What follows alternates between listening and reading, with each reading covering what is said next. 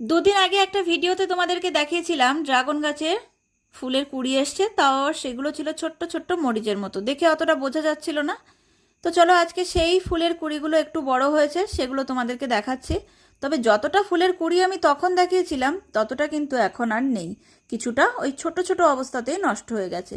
আবার এই যে ফুলের কুড়িগুলো দেখছো, এগুলো যে খুব একটা বড় তাও না, এই অবস্থাতেও আবারও কিছুটা নষ্ট হবে।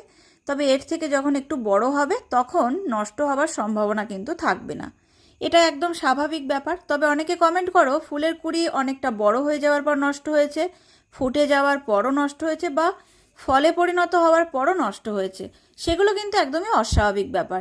এগুলো নষ্ট হওয়ার কিন্তু কিছু কারণ থাকে, যেমন গাছের গোড়ায় অতিরিক্ত জল বসা বা প্রপার ঠিকঠাক রৌদ্র না পাওয়া।